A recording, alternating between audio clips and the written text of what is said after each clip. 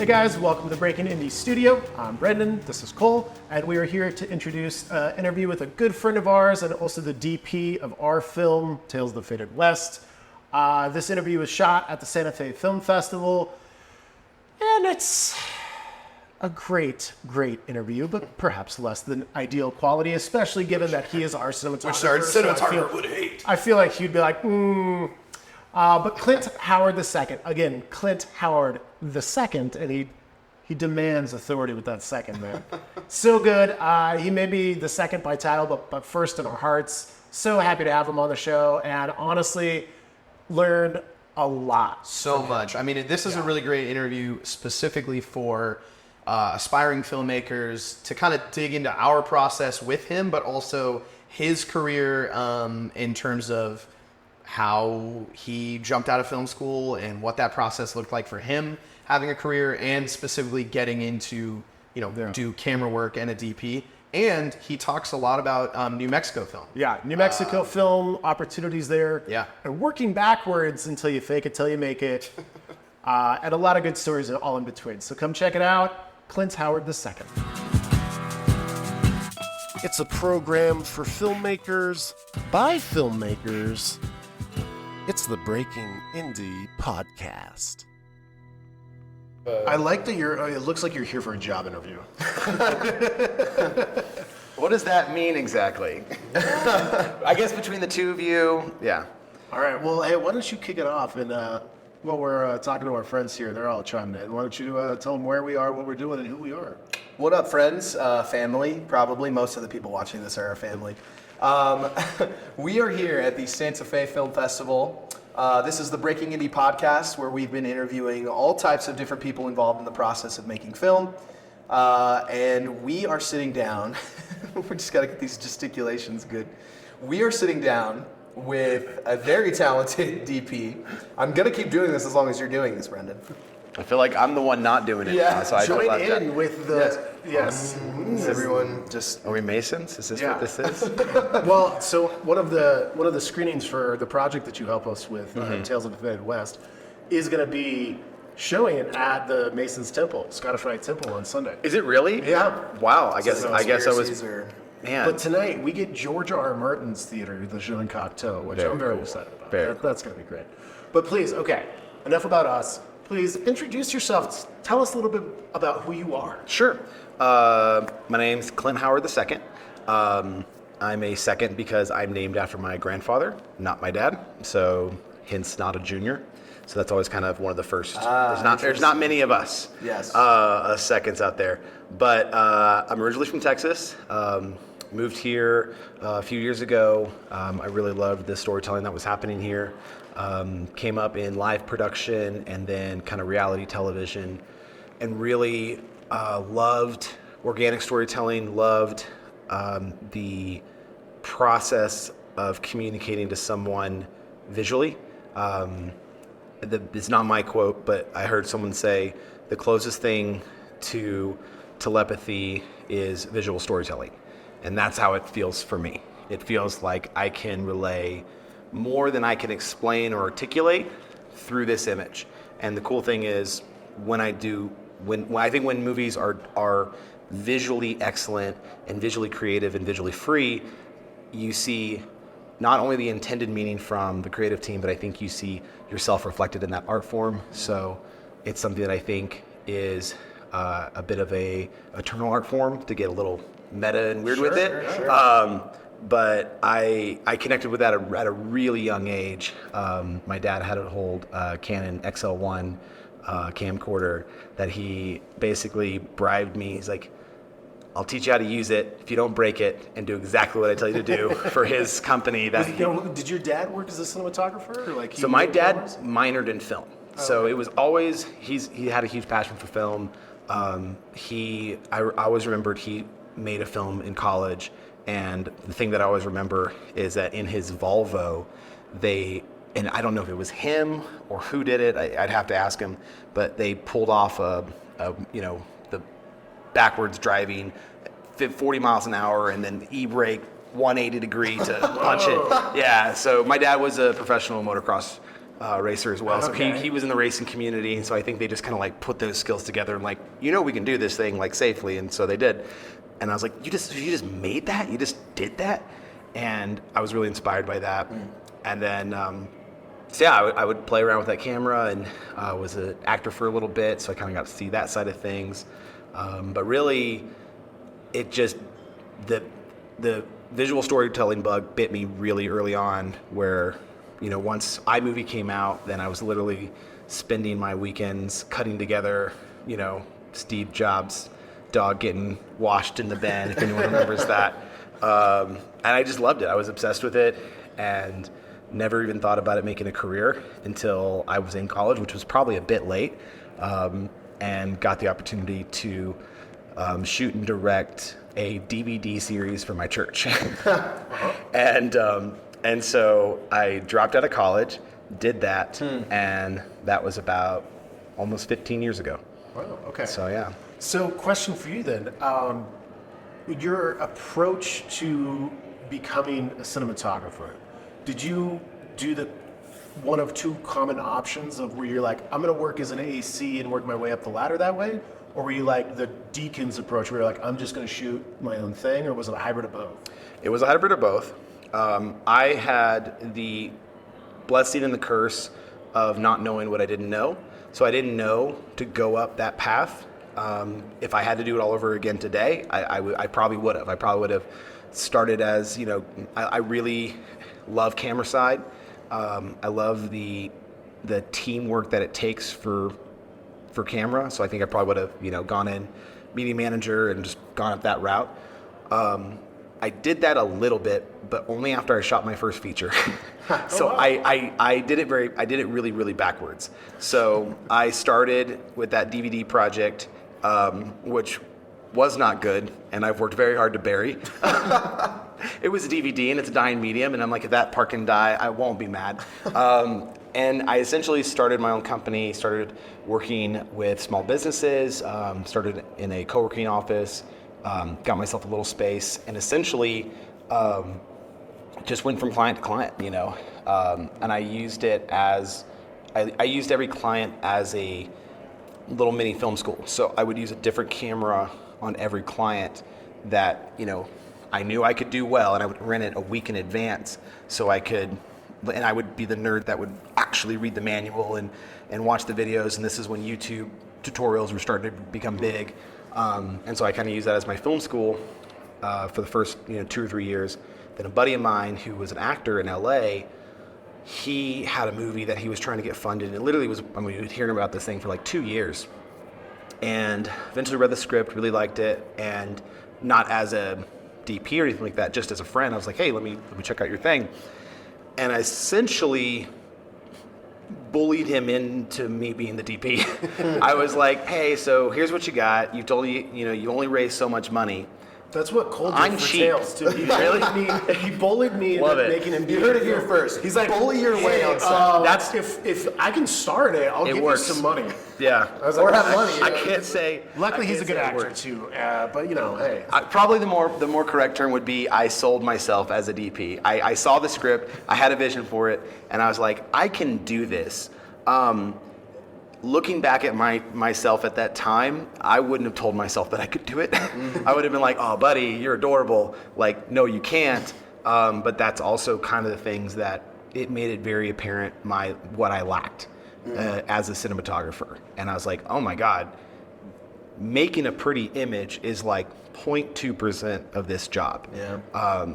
And a lot of cinematographers have this idea. You see it all the time, and not knocking them, but you see the guys like recreating a Deacon shot or this shot or that shot. That's not that hard to do. What's really hard to do is create a consistent tone shooting over 30 days that tells a cohesive message. That's really fucking hard. So that's what I ran into on that set. Yeah. And so I basically fumbled my way into having a couple of rules that made it work. And then after getting done with that first feature, it was like many first features. It was a really wild ride. They were good, they were bad, they were blood, tears, sweat, everything. And we shot it out in East Texas, and I remember driving home. It was about a 3-hour drive back to Dallas, where I was living at the time. And the whole way, I don't even know if I had the music on, which I don't do. I don't drive silent. But the whole way I drove, and I was just like, how do I solve the problems that kept rearing up? How do I make sure, my team member doesn't get sick or doesn't get overworked? Or how do, the camera build wasn't right, and so we need to make a camera build. But then there were other sides that really, really worked. Like we shot on the original FS7 with an Atomos, and I would never encourage anyone to shoot that way. But it worked, and ultimately we got distribution, and it met all the international delivery requirements. So there was a lot that I learned from the success, and even more that I learned from what I would call the failures in that project, that motivated me to move forward. And so the roundabout answer to which way did I come up is when I went up that way, and then I got all the roadblocks because I was like thinking, hey, I'm a DP, that's DP my first feature, but it was a sub $250,000 feature, and so in the industry people don't realize, like, that's, sure, you can technically say you shot a feature, but it wouldn't even be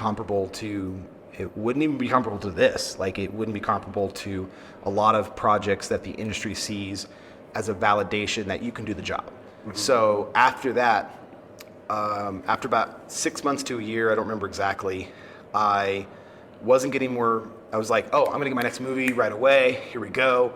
It wasn't happening, and I was getting actually less work, and I didn't know why. And then I met with a few guys that were kind enough to give me some really honest advice, and they go, look, you're going out for camera operator jobs, you're going out for first AC jobs. No one wants to hire a first AC that thinks they're a DP. Mm-hmm. No one wants that guy. Interesting. And I'm like, that is good, honest advice. It is, and it's true. I'm like, but I can be a great first AC. I go, yeah, but when at the top of your resume is director of photography for this little indie feature, they think you're hot shit. And I'm like, and like, they're not even willing to have a conversation with you because they've had that conversation 100 times. Mm-hmm. So I went back and I literally lied in reverse. That's so weird. That's what I did. This weird industry. I gave myself a lot of jobs that I was like a camera operator AC on. No, pull the camera operator. I'm second AC. Jobs that I was DP. No, I was camera operator. Jobs that I was camera operator. I was first. So I like downgraded my entire resume. Wow. Because I was like, I need to know how to work within a system on, on $1 million feature or a $10 million feature. And that's experience I didn't have. So I downgraded my resume and started working in more cities, and basically for about 3 years worked as a second and a first AC and kind of got those credits back up. And that really filled in a lot of the holes where I felt like, okay, I think I can land as a kind of my bread and butter being as a camera operator. And that's where I landed. And gotcha. So I kind of have I'm a union local 600 camera operator, but then an independent director of photography. Gotcha. Cool. So, yeah. All right. Long and short of it. Yeah. Well, I mean, it's such an interesting concept of the downgrading. I mean, it's kind of similar, if you're a PA, it's like everybody has aspirations in this industry. Nobody wants to be a PA forever. For sure. But it's a really interesting thing because I have many friends that work as PAs and they do a great job as a PA. They do such a great job as a PA that then they become the lead. Oh, you're the lead PA. We're gonna put you more in charge. Key PA. And then you're so good at the key PA. Yeah, sometimes you don't want to be too good at the job. Yeah, it's odd. Yeah, well, I think the problem is we don't, and this is really more on the union side, is, I can't speak for all unions, I'll only speak for my own, is there's not a clear path of mentorship. Yep. There's a lot of levels, and certain guys and girls can kick their way in, and that is part of the job. But there's a lot of really, really talented people that don't necessarily have those sales skills, that don't know how to kick in the door, and so they get really burned out in those roles. Well, and I think that goes with like a lot of industries, right? Where you kind of get pigeonholed into a thing, and then they don't really want you to advance. So, like, for example, right? I was just in Tampa last week, and we used to bartend and work in the bar industry. And so I went in there in the middle of the afternoon on a Tuesday. Don't judge. and I got like the best whiskey sour I've ever had. I was like, holy shit, dude, like this is so good. What's your trick? Blah, blah, blah. So for the next one, I was like, hey, like, would you let the bar back make it so you can teach him how to do what you did? And they got so mad at me. They threatened to kick me out of the bar. Literally. Because he's like, he'll learn when we're ready for him to learn. Like, don't fill his head with And I was like, ideas. well, I just wanted to like, and then he's like, no, dude, you bring this up again and you're gone. I was like, holy shit. Like, I just wanted an opportunity for him to learn because what you did was so good. And I feel like, you know, the same thing can kind of happen where it's like, you almost fear the next generation because they're going to take your job It's or something. fear But like, of taking your job. It that's sounds the like hard thing is you get to a point, right, where you're at a scene or whatever and you want to move up, but it's kind of like, well, we If don't I really- teach you how to then do you this, become my competitor. you're my competitor. Now I meant Right. like, now my, like, It sounds like stupid, but a deleted scene from Coyote Ugly. With that right there. yeah, it was so weird because I just like it got escalated so quickly. Yeah. Where I was like, oh, like have him do it. They're like, fuck you. Yeah, no. Okay. Yeah. Sorry. No, I've definitely experienced that. I'm a big believer in eliminating the scarcity mindset in the industry. You go to LA, you go to New York, you go to some of the larger film markets, and the reason why they're large film markets, one of the main reasons is because there is such a supply of talented crew. The growth in Atlanta didn't happen until the crew happened, until the crew moved there. Well, that's a big thing with the incentives, right? Like, cool, you can come and get 25, 30, whatever percent, but if you don't have the crew infrastructure to support that, or if you're a smaller budget, and it's like, well, all of the good crew is going to go to the Netflixes, the HBOs, and you're stuck with whatever you can find. It's not always advantageous, even though you get the tax break because you might Yeah, have it a budget suffers 'cause you for don't have sure. a crew, right? Yeah, no, Anyway. and that's a big thing here in the Santa Fe Albuquerque area that I think we're seeing a positive growth with the crew development.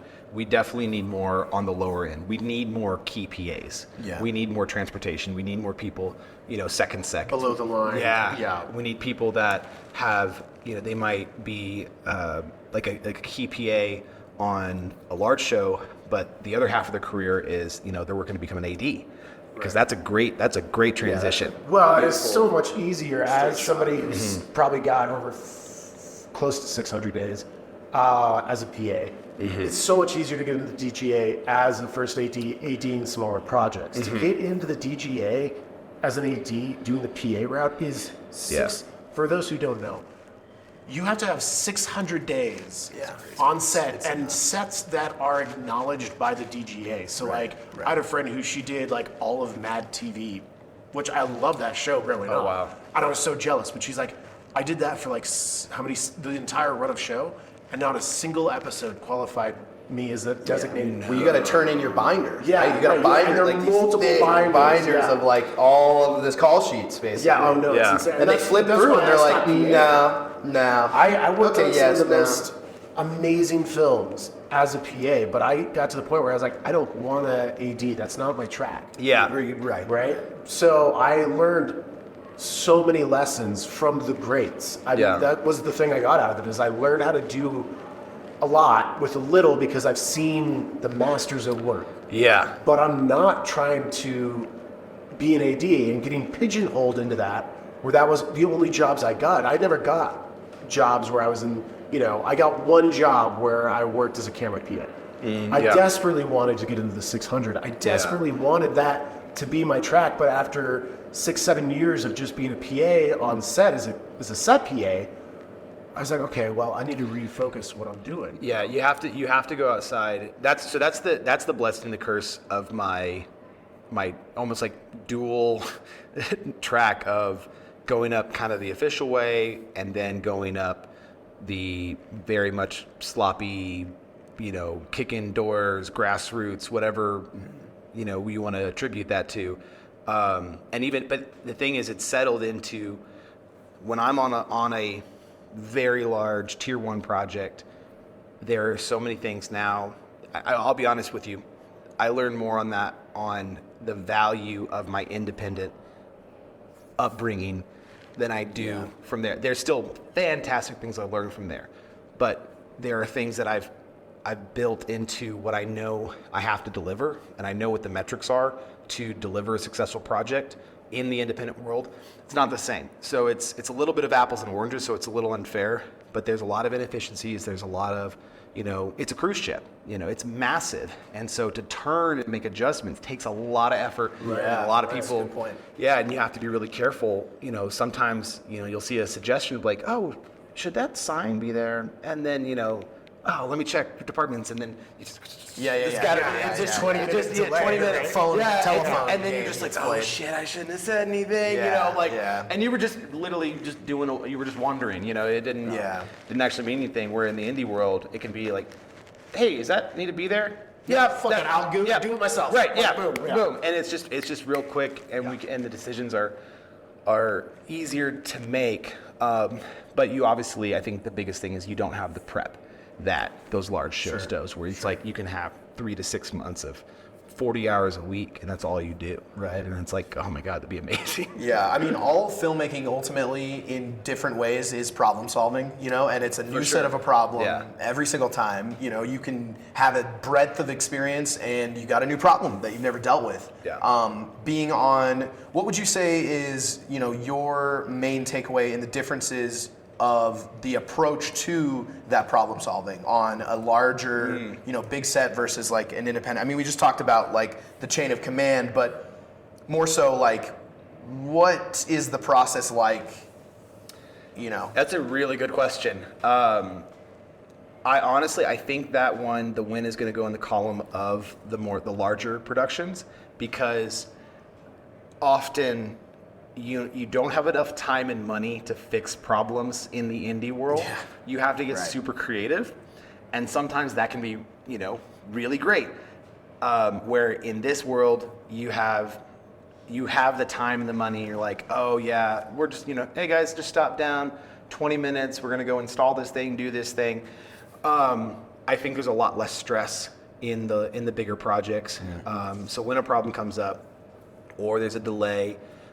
If it's a well-run production, which not all are, usually you see communication and collaboration, and it's usually honestly a great AD that manages that. True. Which is funny, because my question, which I wanted to ask that same question, but a very similar question, is a lot of times for the DP, and this is something as when we work together, and that having AD'd, having DP'd, and having directed, it's a question that I fucking hate, but I always have to ask, right? Yeah. Is how much time? Right? Yeah. So when you're working on a bigger project, how much time do we need? Versus a low we need to change something? How much time? It's like, okay, well, here's the next shot. First question the AD is going to ask the DP. How much time do you need? Yeah. Right? Yeah. It's a necessary evil. Yeah. It's a necessary evil. I think the reality is, in the larger projects, you've had at least enough pre-production to where you've at least had that conversation once. Yeah, about moving on from this to this to this. Now, if things happen, if days get pushed, like that's a day of problem. But usually there's at least a basis for, like, the AD's coming up and expecting 30 minutes to an hour, and the DP's not going to respond 2 hours and be like, whoa, what? Where if it's something that you're having to troubleshoot on the day, and I have a hard time with answering that question sometimes, because it's like, I know what this will take in a vacuum. In a vacuum with, everything working and the focus calibrating right and talent being where they need to be and us hitting our marks and hitting our lines and hitting our focus and the lights not going down, this will be 15 minutes. But it's like, how much do I account for that? So I struggle with it because it's like, how much do I... variables. Yeah, the variables. And they're like, well, you said it'd be 15 minutes. Like, well, yeah, but I didn't know the camera was going to shut down, and our battery charger hasn't been charging, and and there's not enough eyes to see on that, that pipeline. So when you're problem solving on a larger set, it's very formulaic and really healthy, again, on good sets. So I think I can speak most of that on the last set on Duster, shooting here in Albuquerque, where the AD, we had two different ADs, and I hate that I can't remember the names right now, but they were It's both. okay. They'll mention it in the comments. There we go. Yeah, we'll see you We'll on cut the in next after, one for sure. We'll cut in after I look it up the call sheet real quick. But I so appreciated how when a problem would happen, it would run up the chain and very quickly get to the AD. And usually you'd see the AD say, okay, all right, great. How much time do you need for that? Next question. And then he goes and starts checking with department heads and making sure that that doesn't affect change on all of their issues. And then, if first team's coming up, let's hold them or whatever. It's very much like, they call it the FedEx model, where it's like all the packages go to, what is it, Tennessee or Georgia? I forget what it is. I've never heard this before. Yeah, so the FedEx model, or maybe it's UPS. I could be messing it up, but essentially the analogy is what I think it is UPS. So we'll just go with UPS. The analogy is what made UPS so successful originally is no matter what package you had, no matter where it went, it always went to their headquarters, nationwide, and then from there they distribute. It sounds a little inefficient, but they at the time lost the fewest packages. They had the fastest delivery across the board. Yes, it made certain things take longer, but the market trend overall with any issue, well, we all know it's going to central. Everything's coming here, and then we know if there's an issue from here to here, that's one issue. If it's an issue from the hub out, that's another issue. But it really segments things into the ability to solve problems in an area rather than trying to, play whack-a-mole, which I think on independent projects, we get in the bad habit of playing whack-a-mole. Just fix it now, just do it, just get it, because you don't have those clean lines of organization to where I can communicate the problem while my AC is fixing the problem, while the PA is making sure that that's communicated to another department. Whereas like I'm telling you the problem, and then I got to go fix the problem, and then I got to make sure, hey, did you tell so-and-so? Oh no, but it's not your job to tell so-and-so, but we don't have the person who's supposed to be there to tell so-and-so. So it really becomes a shorthand. And that's why I love working with directors in an independent world for like a second and third time, because then that shorthand kind of starts to build. I mean, I think, by the end of the week, we developed a really good shorthand to where it was like, oh, yeah, this needs to be solved. And there were certain things that kind of naturally went into your camp and certain things that kind of naturally went into my camp, where you can't have a conversation for, if we're running low on water, who's going to get water? You can't have those conversations. Right. So it's a good lesson on each side. And I think the more you can make independent projects like that, I think the more ultimately efficient it will be, even though it feels inefficient in that moment. I see what you're saying, though. Yeah, and that speaks to the idea of like problems. Actually, Robin, can we check and see if the Sony's still rolling real quick? Yeah, we'll check that. While we do that, can I sidestep and pitch you an app idea, guys? A Candy Crush game. Just that one. Called Wackadoodle. Wackadoodle, Right? okay. And it's a wackadoodle. Is this So just it's a penis euphemism game? Yeah, you just whack the fucking dude noodle, and it's just wackadoodle. Right. I think Pornhub would be all over this. Yeah, they love those games. They got that porn money. Film industry doesn't work out. Yeah, right? Hey, there's a lot of places where our talents So can be follow me on OnlyFans. It's only shush. Don't kid. This is our first episode. Like, or second. Like, I don't know. How We many don't know episodes which we're in. number this is We don't know yet. what number this is, but damn it, it's too. We'll wait a it's little too- longer yeah, for that. it's- Beauty of editing. But to segue, But we don't edit. yeah, this is live. Oh shit. We're going live on Instagram. All right. Yeah. All right. But to segue, ultimately, this idea of like how to problem solve in the most efficient way, right? So it all kind of goes through this hub, so that there's a chain of command, there's a line going through to where instead of just it's like sporadic and everybody's running around trying to do multiple things at once. I think it's interesting because on a set with all this pre-production and a set with all these hands, the problems that arise can be solved in a certain way, whereas in an independent film or a small budget or a small crew, that's in a sense really when you really learn from some very massive inefficiencies. I think it's like you see some glaring inefficiencies in the process, and I think that and you're doing it yourself, so you can't necessarily blame somebody else. You're fully like, okay, what do I have to do? Maybe in this moment I can do it right now, but even certainly on reflecting back, which is what you were talking about before in that like first feature, you know, you need to have that process of like, okay, this didn't work. Why didn't it work? And how do we do it next time so that it's cleaner, faster, more efficient, etc. Yeah. So I mean, that's why I love independent film so much, is because it's very nitty gritty that way. And Is there a question there? no. I think it was a reflection. I'm super into No, for sure. Yeah, I'm super into the I just reflection. gotta bust this ball. Yeah. Sometimes we don't ask questions. Sometimes we actually have things to say. We too. actually it's, like to it's talk. crazy. More. Why is than that guests. wild? Honestly, I've never done this much listening in my life. I'm super proud of you guys. I can honestly. speak to that. I can speak to that. Truly, truly. Well, so and the thing, okay, two things. One, I love your ability to not just say, I'm a DP, I'm a filmmaker, whatever. You have the business side of it. You have the hustle, Yeah. right? The ability to humble yourself and say, yeah, I was an operator, but I'm just going to say that I was a first or a second IC on this. Like, and when we put out our crew call through the New Mexico Film Office website, the reason I hired you This will be is interesting. because Here we go. is because you sent me a headshot. I was like, damn, he's handsome. No, you sent me the best email in response. And I knew what we were doing. We were shooting inside a canyon. We were shooting on the side of a mountain. Like, I knew it was asking a lot. And I know, like, look, I'm the kind of person who I'm like, just fucking let's do it. You know, let's just shoot. Yeah, Let's, shut up like, and shoot. You know, shut up and shoot. That's why- And- that's and why I love know working with you.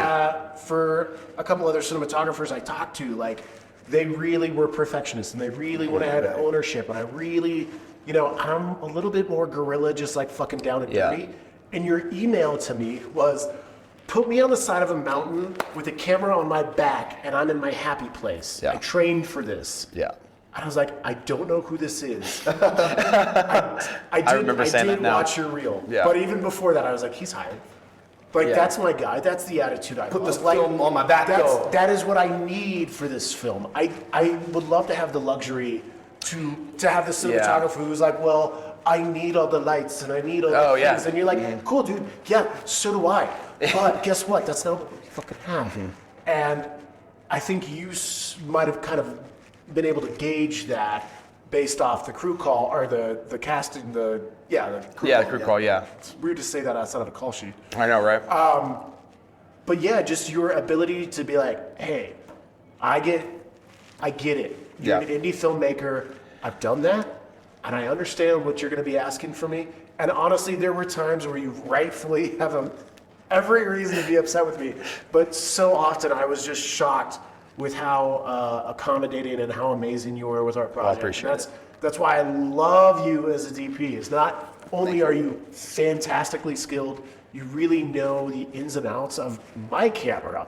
You're like, actually, I know that you own the body, but just so you know, this is actually, okay. And then your ability to also bring on your producer hat and say like, hey, like if you can afford an extra $700 a week for this lens rental, it will make your project so much more valuable in the eye of the beholder to say, wow, they really had a budget. And that is always Exactly one of what the happens, first too. things that people say is like, what did you shoot this on? I'm like, Black Magic. And they're like, no. I was like, yeah, but my DP had this really great idea to rent these specific lenses that we shot, a majority, not all of it, Yeah. on. And I just really appreciate the fact that you kind of understand both worlds. You understand that, like, Yeah, exactly. this is my ideal, but I also understand the needs of the producer. And I feel like there's obviously a bit of producer in you as well, right? For sure, yeah. No, I think a lot of that comes from first-time directors. A lot of times not knowing how to produce a film. A lot of times they're creative. The ones that I enjoy working with the most are shut up and shoot attitude. Just get it done. I much rather do that than let's sit here and pontificate and, I've got this really creative moment idea. And I'm like, that's great. You should have brought it up 6 weeks ago. Yeah. You know, We're on set. yeah, We're it's shooting too now. late. You can't have ideas anymore. They're done. I used to shoot for a client, and I was like, we're on set, and I brought in storyboards, and I was like, hey, here's what I think like we should shoot today. Yeah.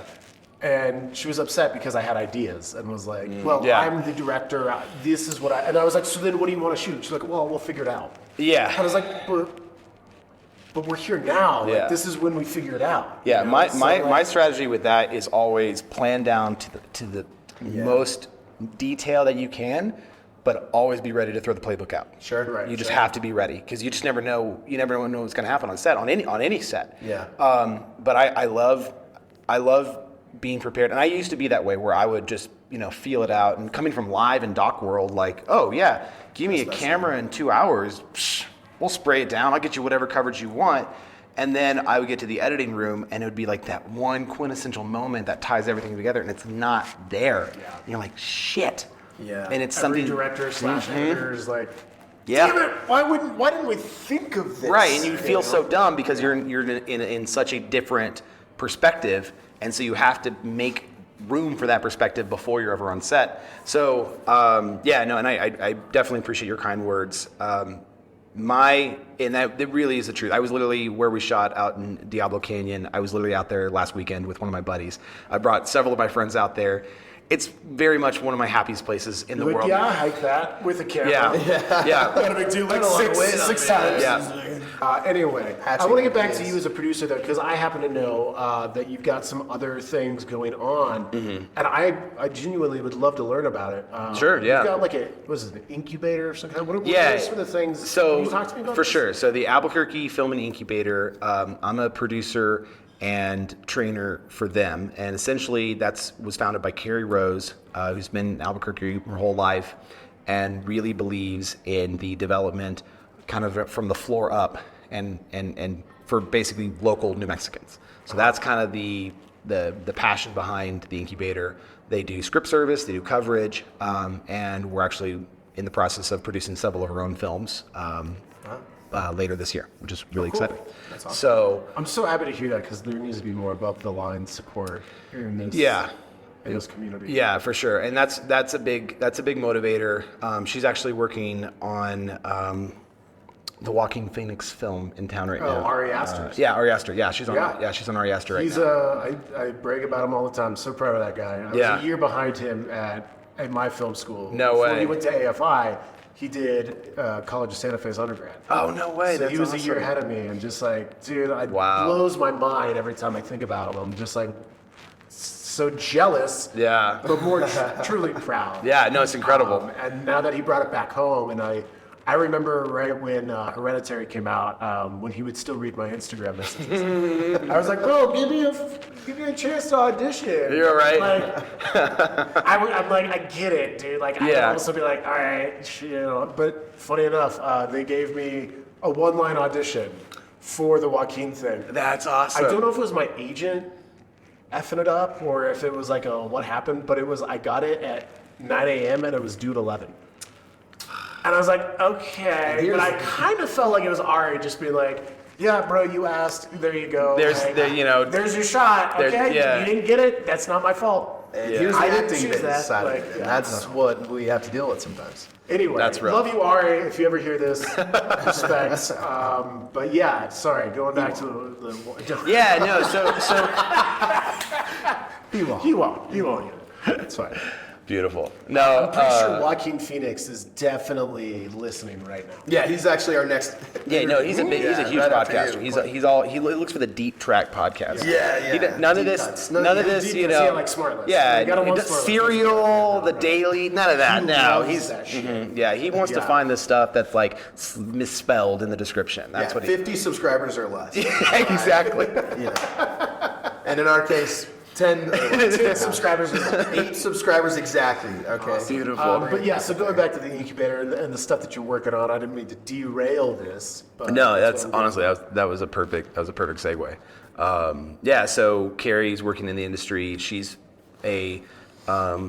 she loves numbers as much as I love the camera, which I will never understand. I feel like she's lying to me every time she says that, but she really is. She's very passionate about. God bless those people. Yeah. Oh my Lord. Yeah. It's kind of amazing. And so, her vision, like I said, is to really develop all the people in the positions coming up that LA has, New York has, Atlanta has.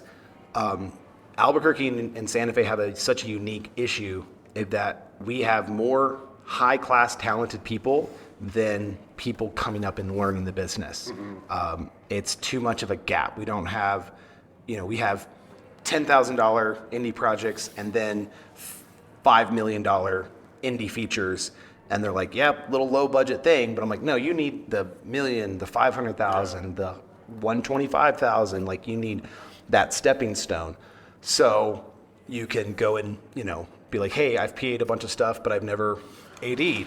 Right. And have those opportunities. So we have, our ultimate goal is for a long-term workforce development program that is funded by the state that will actually take people from green to industry ready and actually put them in paid positions with studios, with editing houses, where they can actually have basically a smooth on-ramp and not just get done with our program and be like, great, Now what? bring me the jobs. Yeah, And also a little bit of that knowing how to sell yourself side of it, so that when you don't have a job, you know how to go and find one. You know how to, send that email to that person that, you think is never going to read it, but, might. And that's going to cost you 10 minutes and is going to be worth doing it. Right, you never know what it may be worth. Yeah, you never know. You never know. Well, and that's awesome, because the state has done a really good job of keeping these incentives alive, and that's always a fight. It's huge. Right? But I really got to give the state of New Mexico props for keeping the film industry alive here. We need the film industry in New Mexico. There's a lack of other industry, and I as a filmmaker appreciate it so much. But I also feel like another, props to like the community college and C&M and all these great film programs that do great things for people and have great facilities and equipment. But beyond that, there's that gap between, well, let's teach you either how to be a grip or the below the line so you can get a union job and get decent money or whatever. And then like me, where it's like I learned to be a filmmaker. I learned to be the all-in-one filmmaker. But then I feel like there's that lack of opportunity to bridge the gap of like, well, how do I use that to serve? And there's not like a lot of grants from the state. There's not like hey, the New Mexico True campaign, I guess, is like a cool one where it's like, we are gonna hire local, New Mexico filmmakers to make our tourism stuff. But I would love to see more involvement from the state.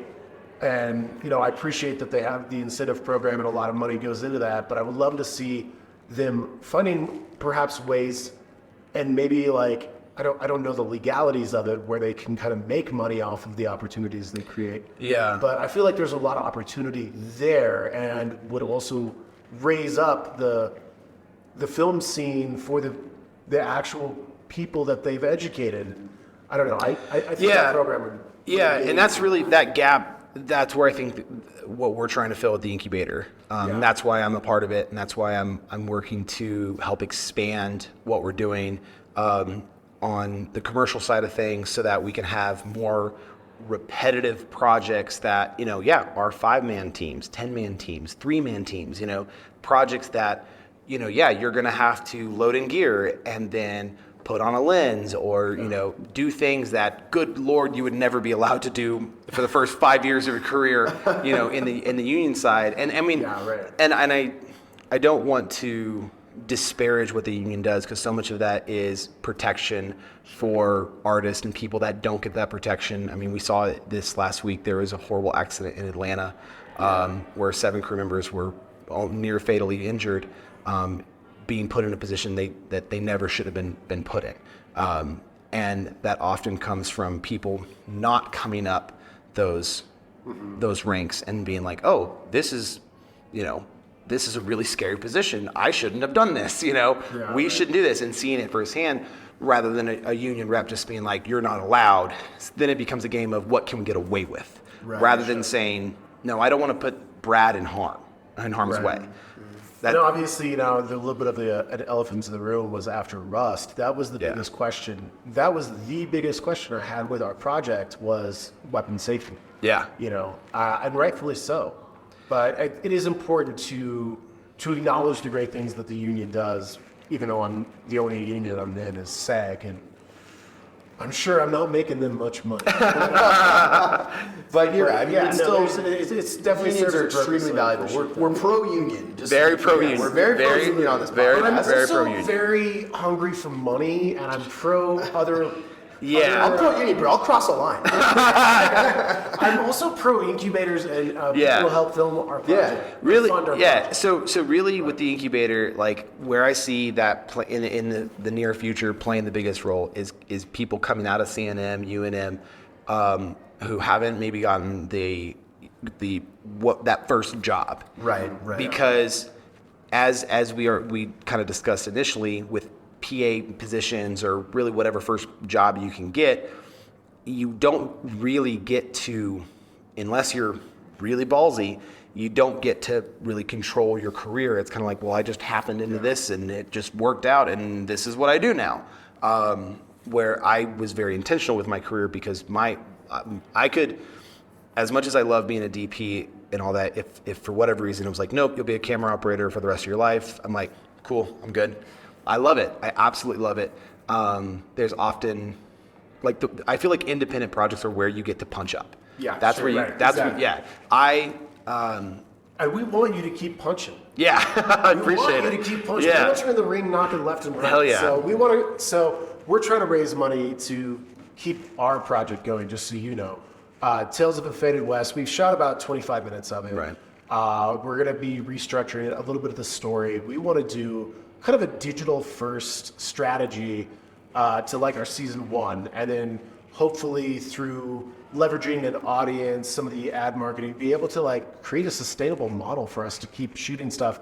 We have another interview that will be coming out with a distributor that we learned a lot about, and we want to kind of apply some of that knowledge to our project.